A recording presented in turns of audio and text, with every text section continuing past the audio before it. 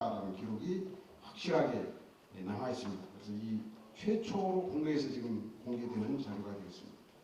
그 내용에 따르면 이 촬영 시기는 1895년 양력 2월 27일, 촬영 장소는 서울의 일본 영사관 군내, 그리고 촬영자는 메사마시 신문 특파원 무라카미 텐신으로 밝혀져 있습니다. 이 사진이 당시 일본 신문에서는 바로 그대로 사진으로 인쇄할 수 있는 기술이 없었기 때문에 사파로 다시 그려서 널리 보도를 하게 됩니다. 그 내용이 그림 2에 있는 오사카 매일신문 1895년 3월 12일자 제3면에 실려있는 사파입니다. 그러니까 왜 사진이 통째로 실리지 않고 사파가 실리냐면 당시의 인쇄 기술상으로서는 사진을 그대로 인쇄할 수 있는 수준이 되지 못해서 그 사진의 바탕에서 목판을 새겨가지고 그 목판을 찍어서 인쇄하는 형태로 해서 이 찍기는 이 메사마시 신문의 무라카미 텐신이 찍고 일본 쪽에서 특종으로 보도된 것은 오사카 매일신문 1895년 양력 3월 12일자가 되겠습니다. 예, 그것이 27쪽에 있는 그림 2의 자료가 되겠습니다. 다음에 이제 이 원본 사진은 그 후에 신문에는 이제 사파 형태로 그림으로 해서 소개되고, 다음에 이제 김문자 선생님은 무라카미 텐신이 정봉준 장군이 압송당한 사진 촬영했다는 여러 관련 신문 기사들을 발굴해서 함께 소개하고 있는데, 관련 기사가는 도쿄 아사히 신문 1895년 3월 9일자, 다음에 오사카 아사히 신문 1895년 3월 12일자. 그래서 이런 모든 자료들을 종합해 볼 때 무라카미 텐신이라는 그 기자가 이 사진을 일본 영사관 군내에서 95년 양력 2월 27일에 찍은 것은 거의 완벽하게 역사적 사실로 증명이 됐다라고 말씀을 드릴 수가 있겠습니다. 다음으로 이제 이렇게 오해를 한 적이 있는데, 이 사진도 역시 이 무라카미 텐신이 찍었다는 것을 김문자 선생님이 밝혀내고 있고요. 이 지도자는 누구냐면 정봉준 장군도 아니고 김계남 대접주도 아니고 그 최재호, 위쪽에 있는 인물이 최재호라는 농민군 지도자, 아래쪽에 있는 분이 안교선이라고 하는 농민군 지도자라고 하는 것을 밝혀내고 있습니다. 이 사진은 여러 가지 기록에 따르면 1895년 양력 1월 19일에 지금 현재 서소문 근처에서 효수돼가지고 3일간 효수되어 있던 그것을 무라카미 텐신이 23일, 그러니까 1895년 양력 1월 23일에 현장으로 달려갔더니 이미 이제 효수 기간이 끝나가지고 멍석에 쌓여서 새끼로 묶여져 있는 것을 자기 손으로 가서 풀어가지고 찍었다, 이렇게 되어 있습니다. 그러니까 이 사진은 일종의 연출된 사진입니다. 그러니까 이렇게 현장 그대로 효수되어 있던 것을 찍은 게 아니라 효수 기간이 끝난 뒤에 이제 치우려고 또는 외장하려고 멍석에다가 새끼로 쌓았던 것을 무라카미 텐신이 가가지고 자기가 그걸 끌어가지고 우리나라 사람들한테 이걸 좀 풀어달라고 돈을 줄 테니까 그때 무서워서 다 거부해가지고 본인이 직접 멍석에 쌓였던 것을 풀어서 다시 연출을 해서 찍었다, 이런 내용이 그 기사에 상세하게 실려 있습니다. 놀랍게도 이 사진은 당시에 우리 조선 각지를 여행하고 있던 이사벨라 비숍, 한국과 그 이웃 나라들이라는 유명한 그 책을 쓴 주인공이죠. 영국 왕립지리학회 회원이기도 한 이사벨라 비숍의 저서 속에도 이 그림이 들어있고, 다음에 그 오사카 매일신문의 특파원도 이 광경을 봤다, 이런 내용들이 저번에서 확인돼서 무라카미 텐신이 1895년 1월 김문자 선생님은 작년에 일본에서 역사 분야의 베스트셀러인 조선왕비 사회와 일본인이라는 명절을 냈습니다. 지금까지 그 명성황후 사례와 관련된 어떤 기존 통설을 아주 통쾌하고 완벽하게 부숴버리는, 그러니까 미우라 모로 공사 자신이 혼자 독단으로 했다라든지 이런 것이 아니라 대본영이라든지 또는 일본의 외무성이라든지 결론적으로 하면 일본 정부가 일치돼 가지고 우리의 국모를 살해했을 가능성이 거의 확인되는 그런 내용의 역절을 발표를 하시면서 그 명성황후 사진 촬영도 이 무라카미 텐신이 했다는 걸 밝혀냈고, 그 이후에 일사늑약 이후에 그 대한제국 황실 사진들을 또 대량으로 촬영을 합니다. 이경민이라고 하는 우리 한국 사진사 전문가가 올해의 제국의 렌즈라는 대단히 사진 관계로 훌륭한 책을 출판했는데, 이 무라카미 텐신은 이토 히로부미의 그 조선 지배 의도에 맞게 조선 황실을 외소화하고 일본 제국의 어떤 그 입장을 클로즈업 시키는 그 일본 측 시각, 그런 것들에 관해서 이토 히로부미는 특히 사진에 관해서 그런 의도를 아주 교묘하게 잘 이해하고 있었던 인물이다, 이런 그 책을 금년에 쓴 분입니다. 이경민의 제국을 렌즈. 그러니까 결론적으로 얘기하면 무라카미 텐신이라는 인물은 일본이 우리나라 조선을 침략해 오는 과정에서 사진을 통한 일본 제국의 어떤 조선 침략의 의도를 충실하게 뒷받침했던 통감부의 어용 사진사였다라고 하는 것이 김문자 선생님의 이번 논문의 최종적인 결론이 되겠습니다.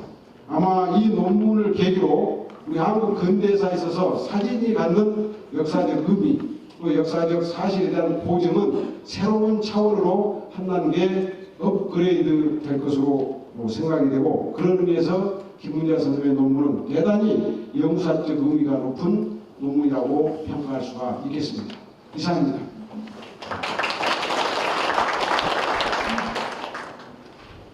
그 귀한 그 자료를 접하게 된 계기가 된 것 같습니다.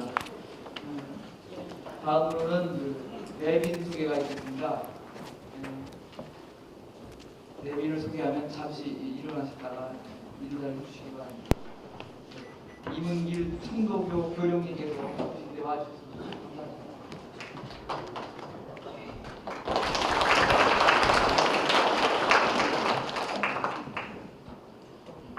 정남기 동학국민혁명유족회 고문님께서 와주셨습니다.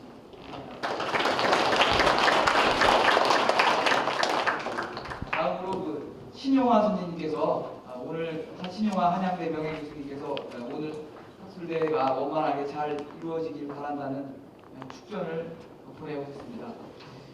그럼 이것으로 그 개회식을 마치도록 하겠습니다. 잠시 후 10시부터 한 20분 정도 정리를 하고 10시부터 본 학술대 발표를 진행하도록 하겠습니다. 일부 학술대 발표는 서울대 김태용 선생님께서 해주시겠습니다. 그럼 잠시 쉬시고 10시에 뵙겠습니다. 감사합니다.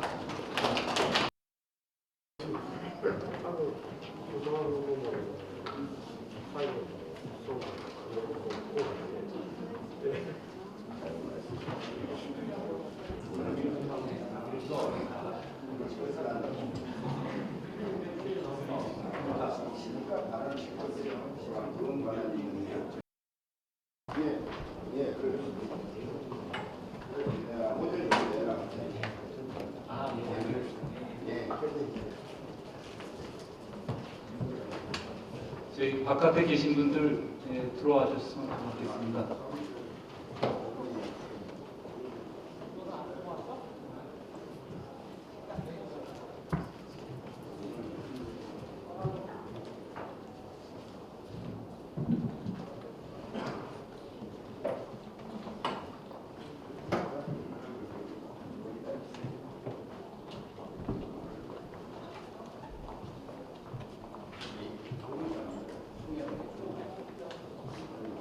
아닌 것 같은데요.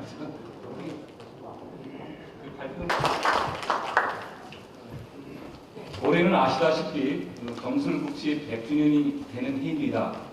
아울러 농민전쟁은 조선이 일제히 강점 아래에 들어가느냐 마느냐는 역사의 갈림길에 일어났습니다. 그런 점에서 이러한 뜻깊은 학술대의 사활을 맡아본 저로서는 대단히 기쁘게 생각합니다.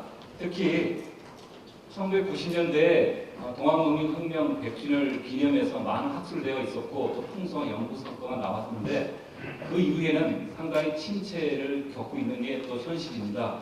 그런 시점에서 오늘 바로 새로운 국내의 자료 발굴 또 새로운 다양한 각도에서 접근한다는 점에서 이후에 동학농민혁명 연구의 새로운 이정표가 되라는 점에서 저로서는 무한하게 기쁘게 생각합니다.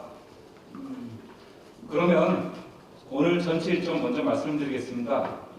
오늘 상당히 긴 시간 동안 하게 되는데 아울러 또 발표 내용이 많기 때문에 상당히 좀 시간 관리상 여러 가지 애로도 있습니다. 그래서 전체 일정을 다시 한번 말씀드리면 10시부터 11시 40분까지 일부 발표가 있겠습니다. 그 다음에 12시 40분에 끝난 다음에 1시간 동안 점심이 있은 뒤 12시 40분에서 14시 30분 2부 발표가 있고 또 14시 30분 10분간 휴식을 한 다음에 14시 40분부터 14시 30분까지 제3부 발표가 있습니다. 그리고 16시 40분, 18시까지 종합 토론이 있습니다. 상당히 빡빡한 일정입니다. 그래서 발표자께서도 상당히 좀 힘드실 텐데도 그럼에도 불구하고 일정을 좀 감안하셔서 좀 시간을 잘 조절해 주시면 고맙겠습니다. 발표 시간은 아무리 길어도 30분은 안 넘었으면 하는 게 제 바람입니다. 아무래도 11시 40분에 끝내야만이 점심시간을 확보할 수 있을 것 같습니다. 그래서 아무리 늦어도 30분은 안 넘었으면 게 제 바람입니다. 그리고 토론자는 10분, 그리고 나머지 시간은 방청석에서 질의가 있겠습니다. 거기에 대한 답변, 이 정도면 무난히 끝나지 않을까 생각이 듭니다. 제일 먼저 전 동학농민혁명기념재단 이사장으로 역임하셨던 이하 선생께서 일본전에 나타난 일본군 출병의 명분과 동학농민군 진압 과정 분석이 발표가 있겠습니다. 예, 박수로 맞춰주십시오.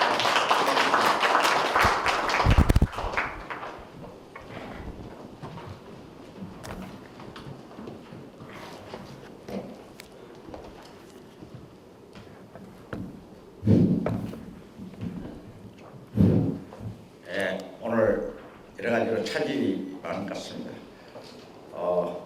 제가 자취이 있는데 고속도로에서 교통사고가 나니까 이게 뭐 참으로 이 서울 사는 다 알다시피 제가 원래 이런 모임에는 제일 앞에 나와가서 기다리고 있는데 오늘은 정말로 드물게 이런 일이 벌어져서 죄송합니다.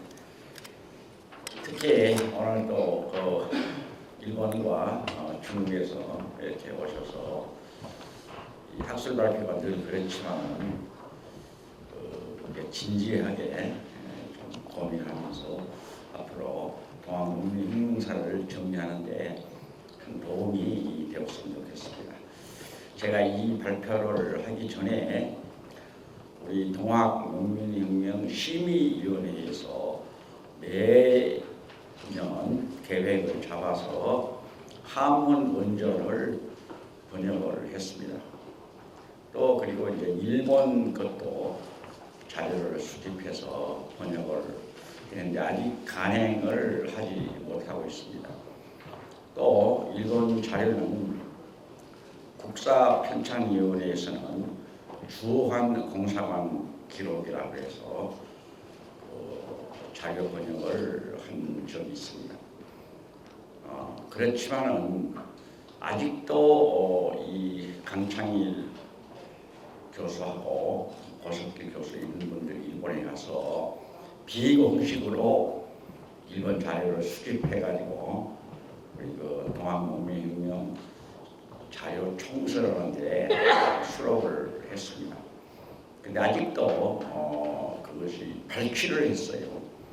신문도 그 특성상 전부를 다 그대로 원전을 용인한 것이 아니라 그 부분 발췌했기 때문에 한계를 좀 보여주는 면이 많습니다. 그리고 사실 제가 일본말을 몰라서 다른 분들의 도움을 받다 보니까 거기도 한계가 있습니다. 그래서 또 처음에는 의도는 제대로 이 구성을 잘 해보려고 했는데 막상 해보니까 아주 산만하고 복잡하고 이래서 이 오늘 발표한 이 내용은 미완성 논문이다 이렇게 보시면 될 겁니다. 이 점을 이해해 주십시오. 지금 발표 시간도 아주 짧아가지고 이 많은 내용을 또 얘기할 수도 없습니다만은 제가 요약을 해서 말씀드리겠습니다. 무엇보다도 이 일본 자료에 나타난 일본 출병의 명분과 동학농민군 진압과정 분석 그렇게 했습니다만은 일본의 출병에 대한 명분은 그동안의 농민생 연구 논문에 상당히 언급이 다 되어 있습니다. 새로운 얘기가 여기서 하는 것이 아닙니다. 그렇지만 그 단계는 있다고 봅니다.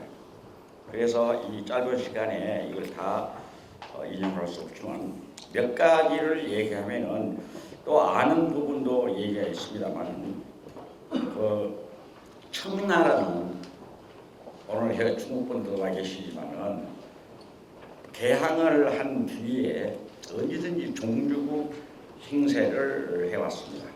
정말하면 조선은 우리의 번속국이지 독립국가가 아니다 하는 것이죠. 그러다 보니까 청나라로부터 독립을 해야 된다는 것이 개화파라든가 많은 사람들이 가지고 있는 기본 정책이라 할까 이런 것이 되었죠. 그런데 어쨌든 일본이 메이지 유신 이후에 여러 관계 기록을 검토해 보면은 대륙 진출론과 정한론이 맞물려 돌아가고 있다. 그래서 제가 표현하기를 이건 한 태에서 나온 쌍생아라고 볼 수가 있다. 이렇게 제가 표현을 했습니다. 또 대륙 진출론이라고 하는 것은 결국은 한반도에 올라와서 만주라든가 나중에 그런 구도로 갔지만 그렇게 진출하는 것과 일맥상통하는 부분이 있습니다. 그런데 이상하게도 여기 제가 1893년 현재의 일본 거류민이 8,559명이다. 이거 물론 정확한 것은 또 검토를 해봐야 되겠습니다만은 또 청나라 거류민은 서울에만 2,500명이 있었다 이렇게 되어 있는데 서울에 있는 일본 거류민은 저는 중국 거류민은 대가 다 노동자들이 가장 많았고 그중에 장사하는 사람들도 꽤 있었습니다. 그러나 일본 거류민은 가족 단위로 온 경우도 있고 해서 숫자를 보면 일본 거류민이 훨씬 더 많았다. 개항 이후에 이런 현상이 일어난 것이죠. 그래서 한일 조교 수호 조교 이후에 많은 외국과 통상 조약을 맺었는데 그 청나라만은 통상 조약을 맺지 않고 번속국이기 때문에 공사원도 두지 않고 상관 같은 걸 두어가지고 또 무역 관계는 무역 장정이다 하는 그런 표현을 썼습니다. 그래서 이것을 다시 해석하면은 청나라는 한국의 모든 그 대외 관계에는 자기네들이 대행을 한다 하는 그런 의식을 보여주고 있고 일본은 한일 수교 조약 조교를 맺은 뒤에 바로 대등한 관계 속에서 통상을 한다 또는 외교 관계를 수립한다 이것이 기본선이었고 그러면은 언제든지 일본은 아까 말한 대로 대륙 진출론과 정환론이 맞물려 돌아가기 때문에 청나라의 어떤 지배력을 약화시키려는 그런 노력을 계속해왔습니다.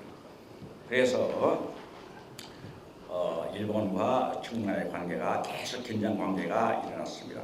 그런데 이것을 자세히 설명하려면 너무 기니까 일단 넘어가겠는데 우리가 여기서 중요한 것은 그러니까 일본의 한반도 정세를 볼 적에는 늘 유럽의 발칸 반도와 같다. 그러니까 앞으로 이 분쟁 지역이다. 이 분쟁 지역의 중심에는 누가 있느냐? 그건 청나라와 일본이 있다. 기본 관점입니다.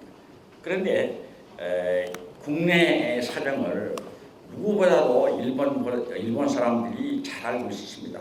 벌써 92년 3년에 오면은 일본의 그 상인들을 중심으로 한 여러 일본인들이 밀접 노릇을 다 한 것이죠. 보고를 다 하고 현지 사정을 다 하고 그래서 감탄할 정도로 한국의 풍속도 조선의 풍속도 익히고 사정도 잘 알고 국민의 의식도 잘 알고 정부에 대한 저항 의식 같은 것도 분명히 파악하고 있었습니다. 어떻게 보면은 청나라는 좀 무지막지한 그런 과거의 기득권을 강조하는 그런 선이었다면 일본은 치밀한 그런 정세 분석과 정보를 확보했다. 이렇게 보면은 거의 틀림없습니다. 그런데 우리가 일반적으로 일본 신문이나 일본 자료에 나타나는 부분이 세 가지라고 볼 수 있죠. 하나는 아까 말한 주한공사관 기록이라든지 일본 외무성 보관 자료라든지 이런 것들이 공식적인 것이고 두 번째는 신문 자료입니다. 그건 오사카 조일리 신문이 아사히 신문이 대표적인데 그게 기관지라고 볼 수 있을 것 같아요. 그건 보니까 제가 이 앞뒤로 찾아보니까 이건 정부의 어떤 그 방침을 대변하는 그런 신문이다 이렇게 볼 수 있습니다. 그러니까 오늘날처럼 기자들이 마음대로 써가지고 마음대로 발표하고 그런 게 아니라 검열을 받고 그런 속에서 이 발표가 된 걸로 압니다. 그 다음에는 세 번째는 민간인 자료죠.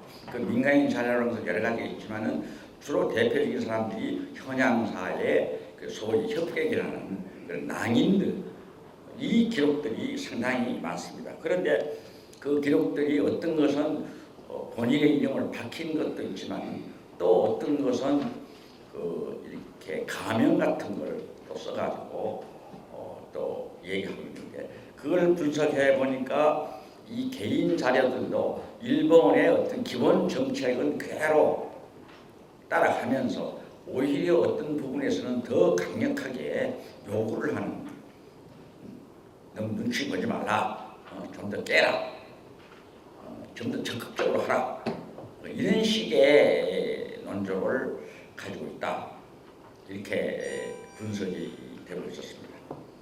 그래서 이제 1892년부터 광화문 복합상소가 일어나고 광화문 복합상소는 좀 설명을 하면은 이제 동학교도들이 이렇게 많은데 교조가 억울하게 죽었으니 이걸 풀어달라. 그때 벌써 천주교, 기독교, 신교가 공인되다시피 했어요. 이제 그러니까 그런 점에 있어서 우리도 이 동학 종교단체를 인정하라. 이런 것이 기본으로 깔려 있다면 그 밑바탕에는 여전히 최재우 자신이 서양 세력을 배척하고 한 그런 논리가 있었기 때문에 대항무에 일어났던 책양이 처절에도 그대로 깔려 있었습니다.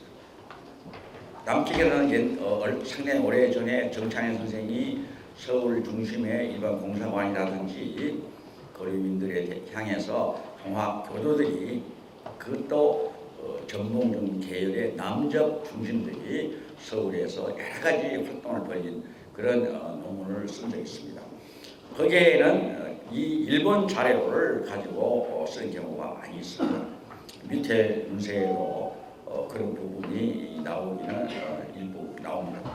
그런데 거기에는 아까 말한 순수한 교조 신원 운동만이 아니라 일본 저는 또 성당에까지도 벽보를 구출한 건 서양 세력은 물러가라, 일본도 외놈들도 물러가라, 이런 것들을 참 붙여놓고 또 그 내용 속에는 만약에 물러가지 않으면 우리가 습격을 하겠다 이렇게 했어요. 그런데 실제적인 습격이 일어난 것은 아닙니다. 그것이 이제 오히려 외국인들한테, 특히 일본인들한테 이 정세 분석하는데 이렇게 넘어가서는 안 되겠구나 하는 그런 경각심을 줬다 봅니다. 그런 과정 속에 나타난 것이 1894년 봄의 보훈 집회와 원평 집회죠. 그러니까 보훈 집회는 북적 중심의 동학교도들 몇만 명이 모여서 거기에도 바로 교조 신흥과 척양척배를 외쳤던 것이고, 또 전봉준 중심의 남적 세력은 북적 보훈 집회에 안 간 것은 아닌데 많이 거기도 갔지만은 거기에 금산사 밑에 김제 원평에 모여가지고 북쪽에 기출을 보다가 그쪽으로 해산하니까 그만 같이 해산했습니다. 근데 일본 자료에 보면 이 문제가 상당히 중요한 중요하게 94년 등장합니다. 우리가 늘 이렇게 얘기했습니다. 남쪽에서는 주로 94년에 일본군이 정식으로 천진조약에 의해서 출병을 했다 이렇게 되어 있는 것이 주로 쓰여 있는데, 93년부터 보훈 집회 당시부터 일본에서는 벌써 여기에 일본군을 출병시키려는 그런 계획을 했다는 것이 여기 신문 자료가 다 나타납니다. 여러 군데에서.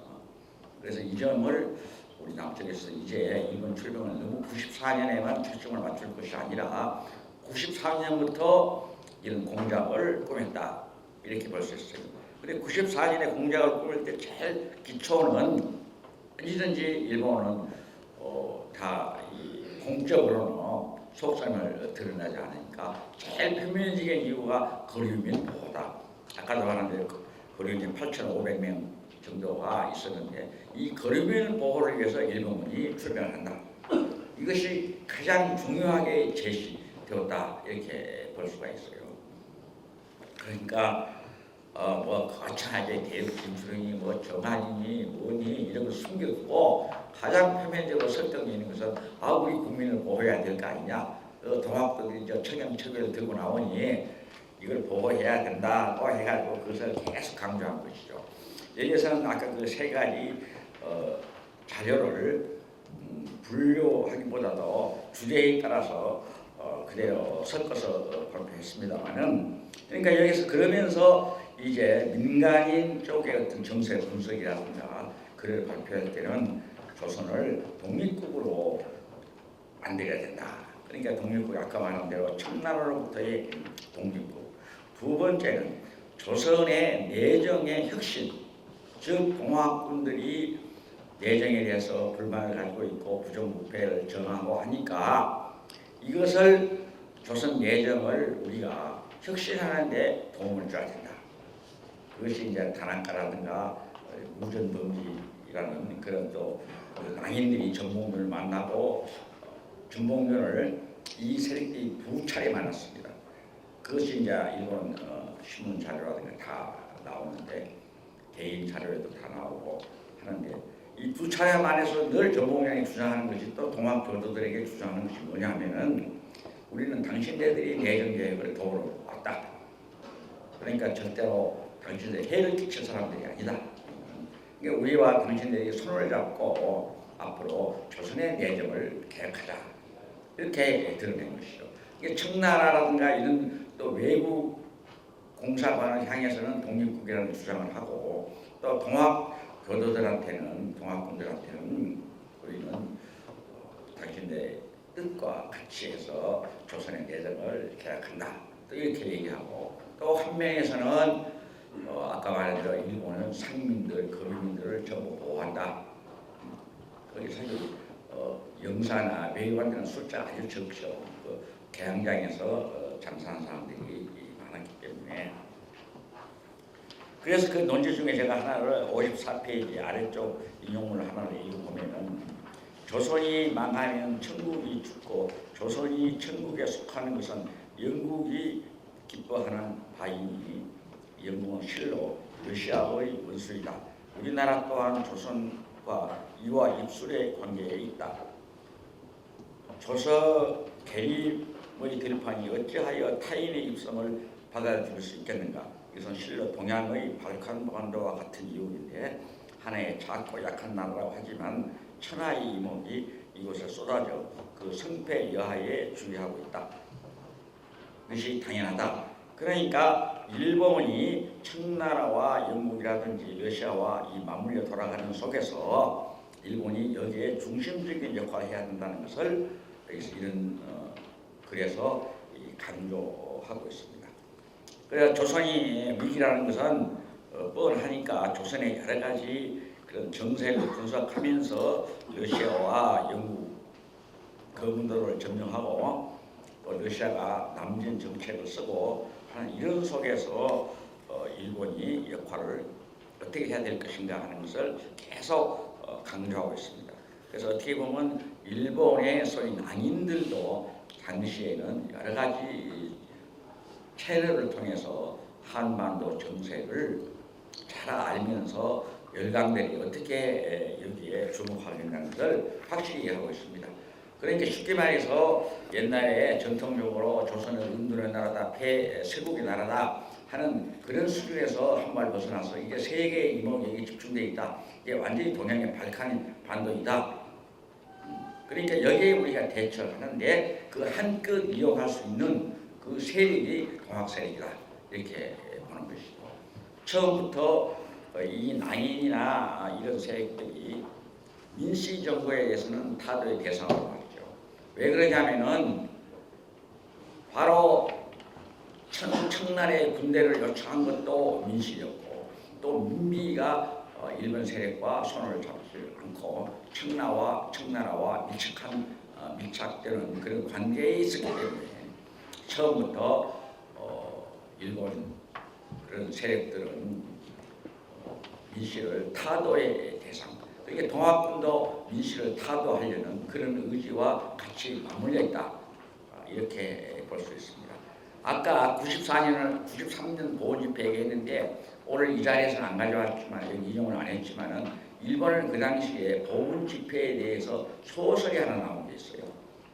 그 소설이 요새 문고판처럼 신수철 교수가 입수해서 저한테 준비했는데 그 내용을 보면은 그 주인공 그 보훈집회 동학교도들이 타도하려고 하는 건 민씨다 하는 것을 강조하는 것입니다. 이게 벌써 일본에는 그걸 잘 알고 그때부터 93년 그 당시부터 동학교들의 그런 의식을 잘 알면서 같이 힘을 합해서 민씨를 타도하는데 앞장서자 하는 것은 동학교들을 회유하는데 좋은 무기였다. 이렇게 볼 수 있는 그 증거가 됩니다. 거기는 민씨를 윤씨라고 표현을 달리 했지만은 그런 것이 짙게 깔리는 걸 보면 94년에는 이미 일본에서는 출병이 다 준비되어 있었다. 이렇게 보는 것이죠. 근데 출병을 준비하면서 동시에 이 정세를 너무나 화려하기 때문에 대본영을 설치했을 때에도 조선은 후비 독립 대대명령으로 충분하게 토벌할 수 있다. 그러니까 모든 주력은 청나라에 쏟으면서 후방에는 문민군은 아무리 숫자가 많아봤자 한 대대 정도, 또 대대만 있는 거 아닙니다. 너무 시간이 없어 말 다 못하는데 부산에는 경비대 같은 것이 있었고 또 각 지역에는 병참대가 또 있었고 이 세력들이 숫자가 그렇게 많은 건 아니에요. 여기도 표현이 되는데 부산에 있던 숫자 제일 독립 후속 대대보다는 적지만 그래도 제일 많았다고 한다면 100여 명 이상 이렇게 되고 강원도라든지 저쪽 군산 쪽으로 가는 데는 아주 소대 병력, 중대 병력도 잘 보내지 않았습니다. 이런 해서 출병을 했는데 기묘하게도 지금 이 남쪽에서는 지금 농민회생 연구가 많이 나왔다 하지만 아직도 한계를 많이 가지고 있어요. 그건 뭐냐면 개화정부가 일본의 괴뢰정부라는 것을 우리는 그 전에 어떤 남쪽에서도 유영씨 같은 분은 가고 정부를 아주 개혁 정부라고 높이 평가하는 그런 논문이 대신에 이화나 강창일이나 이런 사람들은 그건 일본의 괴뢰 정부다. 뭐 일본이 시켜서 한 것이지 독자적으로 한 것이 없다. 모든 갑오 개혁 조항도 농민군들이 요구하던 것을 그대로 수용한 한 면이 있고, 그러면서 양반을 없애든지 특권을 배제한다든지 뭐 이런 것들. 사실 노비도 공노비가 그전에 철폐했지만 산노비도 이제 철폐한다 했다가 95년에는 다시 바뀌어집니다. 그 다음 갑오 개혁 그 다음 해에는 이제 그 알아서 하라 하는 식으로 바뀌어지는데, 이런 것이 전부 일본 공사하고 다 일본에서 상의를 해서 이것을 냈다 이렇게 보는데, 그 대표적인 사례가 공항농민증이 나타나는 한 가지 중요한 부분이 있습니다. 그러니까 경복궁을 여기 지금 나카츠카 선생님이 와 계시는데, 이 경복궁 관련해서 아주 참 여러 가지 자료라든가 그 의미를 새롭게 우리한테 던져주셨는데, 그 경복궁 쿠데타를 하고 그 다음에 개화정부를 수립한 뒤에 일본의 사주에서 움직였다는 것 중에 농민성이 나타나는 중요한 부분이 하나 있죠. 그것은 바로 군사지휘권입니다. 오늘날도 지금 군사지휘권 문제가 단순치 않습니다. 한국전쟁 시기와 또 현재까지도 그런 문제, 또 임진왜란 때 있는 명나라가 실제적으로 군사지휘권을 행사를 다 했습니다. 그런데 이 농민성이 이 당시에도 군사지휘권은 이제는 어디로 가는가, 일본으로 넘어갔던 거예요. 그러니까 많은 약속을 딱 있습니다. 그걸 조약을 내릴 정도도 아니에요, 이거는.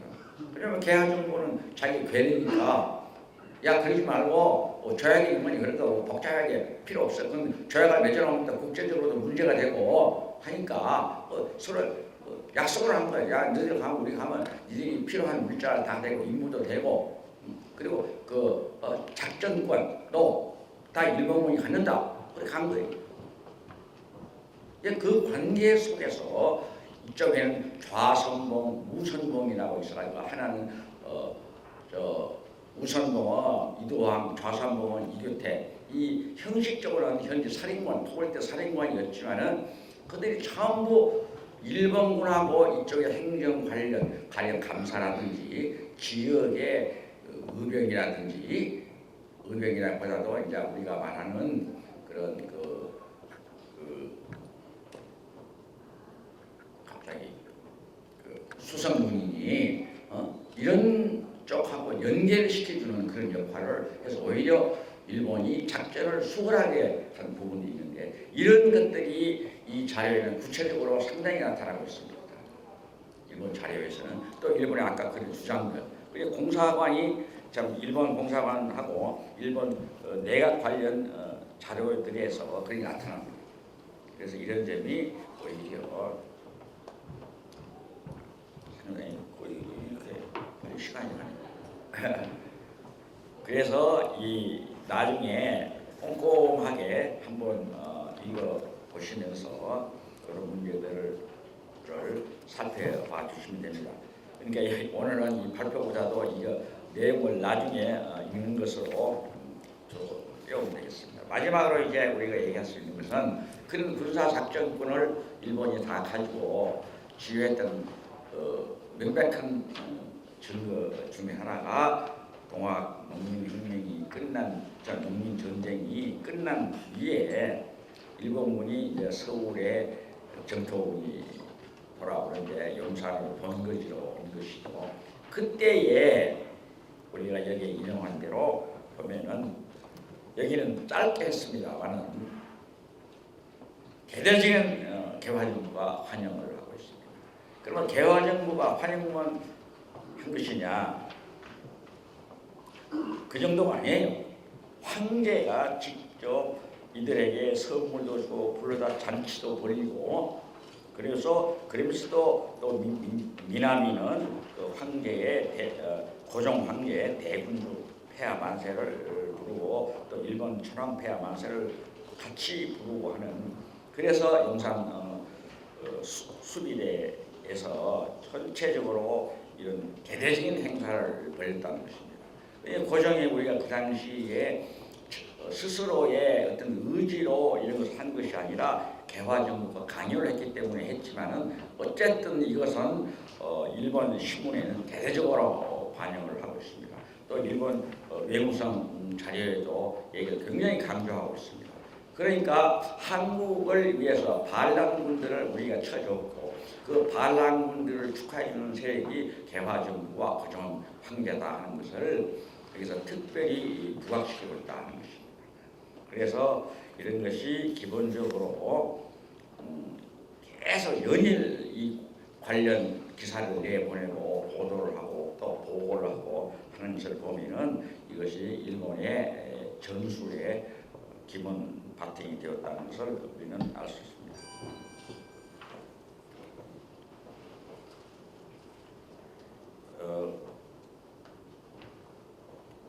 여기 한 가지만 뭐 짤막한 것을 인용하면은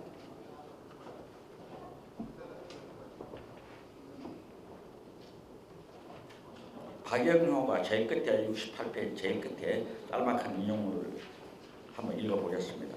제군은 어디까지나 자국의 일을 보는 듯 우리나라를 위해 전력을 다해 주었다. 이에 진심으로 감사를 드린다. 특별히 여러분의 덕분으로 국가와 국민의 일대 우환인 동학의 대내란을 진정시킨 것은 성심을 다해 국가를 위해 한 일로 만강의 사의를 표한다. 이것이 대판 아사히 신문 95년 3월 15일자로 나온 것입니다. 그러니까 박영호 같은 이 개화파의 중심 세력들이 정말로 저 역적의 우리를 일본군이 깨줬으니 이것이 앞으로 우리가 그 관련성에서 개화정부가 유리되고 또 나라가 보호된다는 그런 것을 단적으로 보여주는 것이라고 얘기할 수가 있습니다. 그래서 어쨌든 일본군은 동학농민군을 완전히 토벌하고 청일전쟁을 승리로 이끈 뒤에 마지막으로 제가 한 가지만 더 읽어드리면은 70페이지에 95년 3월 일본 시모노세키에서 이제 청나라와 조약을 맺은 것이 일본어 이것이 시모노세키 조약이죠. 그 조약의 요지를 보면은 1. 조선의 지배권을 확립한다. 2. 요동반도와 대만도 평화 제도를 분할한다. 3. 배상금은 2억냥으로 한다. 4. 일본에게 다른 열강과 동등한 특권을 인정한다. 이건 중국과의 조약을 맺은 것이지만은 이게 94년 청일전쟁과 동학농민전쟁의 결과로서 이런 것이 나타나가지고 결국은 이런 바탕 위에서 조선의 독립을 인정하면서 그것이 일본 식민지로 가는 그런 과정을 만들어냈다. 이렇게 말할 수 있습니다. 그러니까 러시아세 나중에는 1804년 러일 전쟁을 일으키고 난 뒤에는 그때 이제 요동 반도가 구체적으로 일본이 차지하는 그런 결과를 낳았지만 이때만 해도 대만과 이것은 나중에 결국은 간섭에 의해서 영국이라든가 간섭에 의해서 다시 토해냈지만 아무튼 이런 과정에 거쳐서 식민지의 단계를 걸어왔다 이렇게 볼 수 있습니다. 그래서 제일 끝에 제가 말하는 것은 정봉주는 그래서 살려주려고 많은 공작을 꾸몄지만은 결국은 내 부하들이 저렇게 죽었으니 내가 살아남을 수 없다. 나는 당당하게 죽음을 택한다 하는 것도 이 대판 조일신문 95년 봄에 상당히 비교가 자세히 나옵니다. 그것이 이용구의 아들이 쓴 이용구의 생이라는 데에도 그 무전검지라는 그런 쪽과 연결을 해가지고 전봉준을 살려내려는 그런 기록들을 쓴 적도 있습니다. 그래서 이것이 이 신문 자료와 함께 전봉준을 이용하려는 그런 공작이 진행되었으나 실패했다. 그래서 이제 시간이 다 돼서 요약만 말씀을 드리는데 나중에 더 다른 분들이 해줬으면 더 보완해가지고 조금 더 정확한 문문이 이루어지길 바랍니다. 감사합니다.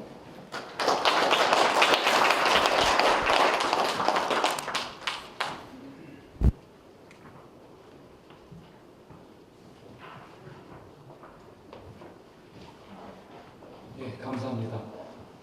좀 하실 말씀이 많은데 시간을 충분히 드리지 못해서 죄송합니다. 사회적 개인으로 봤을 때 느낌을 두 가지로 말씀드린다면 이전에는 물론 일본 자료를 활용을 했지만 대개 산발적으로 인용했다는 반면에 이어서 그렇게 발표하신 분은 그 일본 자료들을 아주 체계적이고 분석적으로 다 수집하라고 그걸 정리하시면서 쭉 하신 것 같습니다.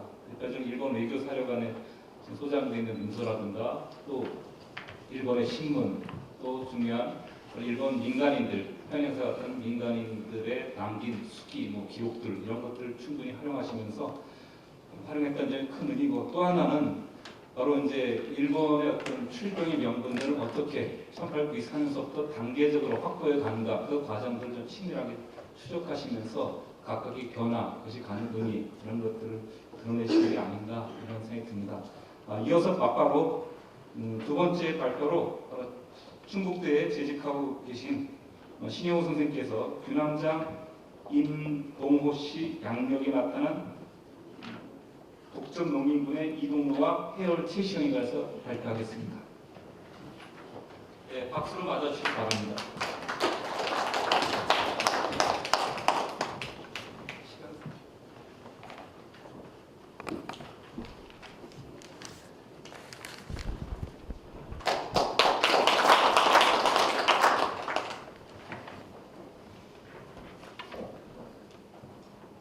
충북대학에 있는 신영호입니다.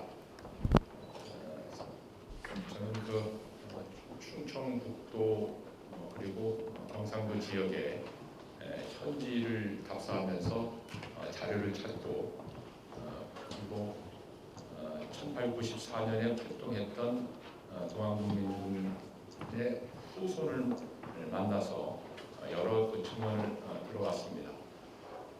그 자료나 증언을 보면 우리가 동학농민혁명과 관련된 논문을 읽거나 이야기를 들을 때 주로 전봉준, 김계남 또는 남적군을 중심으로 해서 들어온 것과는 좀 다른 내용들이 있었습니다. 그것은 보훈과 관련된 이야기가 많았고 또 해월 최시형 동학교주와 관련된 이야기가 많았습니다. 그런데 이 동학농민군의 활동에 관해서 연구를 하다 들은 그런 얘기는 특히 1980년대 그 초에 원로 연구자가 하시는 말씀이 동학교단은 가보년에 이런 그 전투에 참여하지 않았다. 심지어는 이런 얘기까지 하시는 걸 들었습니다. 그런데 자료는 그런 것과 다른 것이 나오고 그것을 어떻게 정리하는 것이 좋겠느냐 해서 그동안에 몇 차례 글을 써서 발표를 했습니다. 그것은 그 경상도 지역의 사례 연구하고 청주에서 있었던 그 사례 연구 그리고 보온 북실에서 이루어진 전투 이런 것을 정리를 해봤는데 그래서 새로운 그런 것들을 확인을 했습니다. 남족과 다른 계통의 지휘 체계를 가진 동학교단이 조직하고 지휘했던 아주 커다란 군대가 있었다. 이 군대는 충청북도에서 결성이 돼서 그리고 공주 우금시 전투에 참여했고 전라도로 내려가서 순창, 무주를 거쳐 영동으로 올라오는 그런 과정을 밟고 있다 하는 그런 내용이었습니다. 그런데도 여기저기 짤막짤막하게 나온 단편적인 자료만 가지고 정리하다 보니까 전체적인 구상이 들어오지 않았습니다. 그래서 구체적인 자료를 찾았으면 좋겠다 해가지고 일본 측 자료를 찾느라고 고생을 많이 했습니다. 그런데 일본 측 자료에도 역시 전투 보고서라든가 단편적인 그런 내용만 있을 뿐 이른바 북쪽 지역에서 일어났던 전반적인 흐름에 대해서 소개하는 그런 글들이 없었습니다. 그런데 다행히 동학농민혁명 참여자 명예회복 심의위원회의 사무국에서 여러 지역을 다니면서 참여자의 후손을 만나서 증언을 듣는 또는 그 참여한 사실인지 아닌지 확인하는 그런 사업을 펼치는데 제가 참여를 했습니다. 그중 표영삼 선생님하고 제가 같이 예산 지역에 가서 조사한 가운데 새로운 자료를 확인할 수 있었습니다. 그것이 오늘 여기 그 제목으로 나온 규남장 임동호 씨 양력이라고 하는 그런 글인데 이것은 그렇게 긴 것도 아니고 심이라고 아주 잘 나온 그런 것도 아닌데 그동안에 제가 궁금했던 여러 가지 것을 한꺼번에 파악할 수 있는 그런 단서를 제공해 줬습니다. 오늘 이 발표를 준비하면서 이 임동호 양력 줄여서 이렇게 말씀드리겠습니다. 임동호 양력에 나오는 북정농민군의 이동로 활동 이것을 중심으로 해서 간략하게 정리를 해서 소개해도 밖에서 이런 내용을 알 수 있는 새로운 것이 되겠다 해서 준비를 했습니다. 준비를 하는 그런 가운데 이렇게 준비해서는 안 되겠다 해가지고 자료를 새로 여기저기서 바뀐 것을 포함시키고 어떻게 북정농민군이 결성에 대해서 활동했는가 전체 흐름을 정리하다 보니까 분량이 많아졌습니다. 요새 학술 논문집에 실리는 그런 글은 원고지 120매 정도, 안해야 150매 정도로 줄이는 경우가 대부분인데 이건 350매, 한 400매 정도 됐다가 이를 줄여가지고 이렇게 만들었습니다. 물론 그 제가 쓴 글보다도 가능하면은 서류를 통해서 이 내용을 전달했으면 좋겠다 해서 서류 인용을 많이 했기 때문에 분량이 많아졌는데 오늘 30분 내에 발표를 해야 되는데 이 전체를 소개하기도 어려울 것 같습니다. 그래서 중요한 사료를 중심으로 해서 설명드리는 식으로 그 진행을 하겠습니다.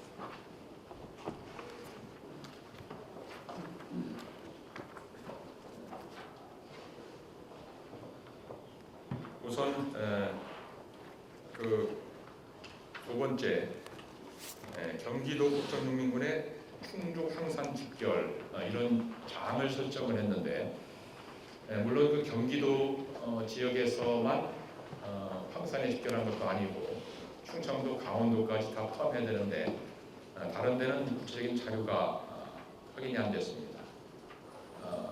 가능하면 세세한 재구성할 수 있는 그런 자료가 있었으면 좋겠는데 그렇지 않아서 그럼 북쪽 농민군 여기서 아마 그 용어가 좀 처음 듣는 그런 것들이 있을 겁니다.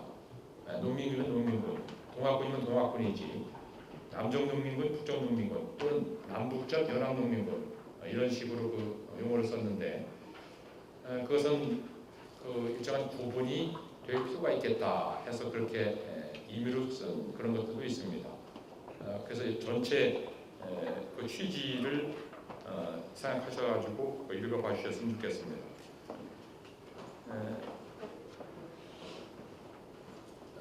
1차 공기에 충청도 지역에서 참여한 그런 지역은 회덕을 비롯한 일부 지역입니다.